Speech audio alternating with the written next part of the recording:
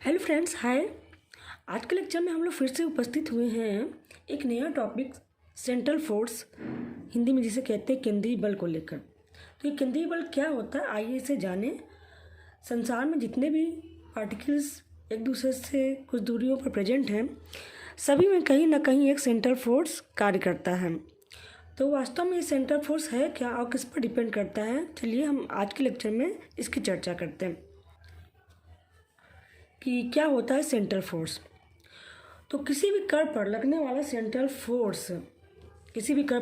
Central force वह बल होता है जिसका डायरेक्शन या दिशा हमेशा एक निश्चित बिंदु की तरफ या उस बिंदु से अपोजिट उस पार्टिकल को जिस पर फोर्स लग रहा है या जिसके द्वारा किसी अन्य पर लग रहा है फोर्स, उन दोनों को आपस में मिलाने वाली लाइन के एलोंग मतलब अनुदिश कार्य करता है तथा उस फिक्स पॉइंट से उस पार्टिकल के बीच की दूरी के वर्ग स्क्वायर के रेसिप्रोकल के प्रोपोर्शनल होता है। ठीक है।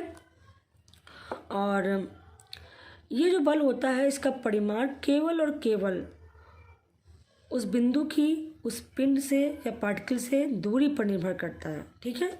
इस रिलेशन को हम कुछ इस प्रकार से व्यक्त कर सकते हैं मैथमेटिकल फॉर्म में, F = FR × R कैप, जहाँ पर FR क्या है, FR R का कोई भी फंक्शन हो सकता है और R कैप क्या होती है, ये यूनिट वेक्टर है along the R from the fix centre. हम मान लेते हैं कि हमारा ये पार्टिकल है, P पार्टिकल है, एक फिक्स सेंटर है O। तो O से हम अगर पार्टिकल को मिलाते हैं तो इसके बीच की दूरी है R।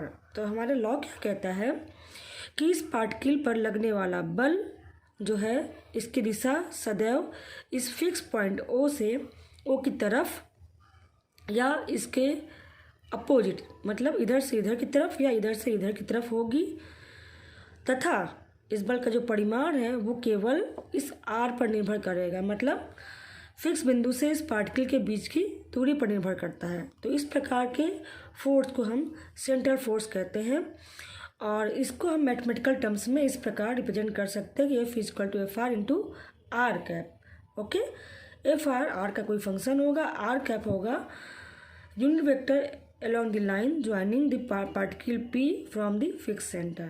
ओके, फिर इसके बाद क्या है, अगर हम इसको जनरल फॉर्म में देखना चाहें तो जनरल फॉर्म में जो सेंट्रल फोर्स को रिप्रेजेंट किया जाता है, जो R का कोई भी फंक्शन था, इसको हम लिख सकते हैं इस प्रकार से -k/R⁴n, जहाँ पर k और n ये दोनों कोई कांस्टेंट है। R क्या है, R वही है पार्टिकल से फिक्स सेंटर के बीच की दूरी, ये पावर n है। तो इस प्रकार का अगर कोई फंक्शन आ जाता है तो उसे हम कहते हैं nth power law of force. ये फोर्स का nth power law of force है। इसी में यदि हम n का मान 2 कर दें तो ये फोर्स क्या हो जाएगा, 1/r² के प्रोपोर्शनल हो जाएगा या r² के व्युत्क्रमानुपाती हो जाएगा। ठीक है। तो तब उस केस में ये फोर्स क्या कहलाएगा, उस केस में इस लॉ को हम कहेंगे inverse square law of force या बलों के व्युत्क्रम वर्ग का नियम कहलाएगा। अभी यहाँ पे nth टर्म है इसलिए इसको हम nth power law of force कहते हैं। अब यहाँ पे ये बहुत इंटरेस्टिंग चीज़ है कि ये फोर्स अट्रैक्टिव होगा या रिपल्सिव होगा, या टोटली जो पैरामीटर k है इसके पॉजिटिव या निगेटिव होने पर डिपेंड करता है। तो अगर k > 0 है मतलब k पॉजिटिव है तो क्या होगा, इस f का मान निगेटिव आ जाएगा। और जब f का मान निगेटिव हो जाएगा तो क्या होगा, जब भी बल जो होता है निगेटिव है तो इसका मतलब उसका जो नेचर है, उसकी जो प्रकृति है वो अट्रैक्टिव नेचर की होगी, आकर्षण बल होगा। जब k <0 होगा मतलब निगेटिव होगा तो आप जानते हैं माइनस माइनस मिलके प्लस हो जाएगा, 2 माइनस मिलके, और f जो हो जाएगा पॉजिटिव हो जाएगा। और ये फोर्स जो कि किसी पिंड पर लग रहा है और पॉजिटिव है तो उस केस में इसका नेचर रिपल्सिव टाइप का होगा, प्रतिकर्षण टाइप का होगा। ठीक है।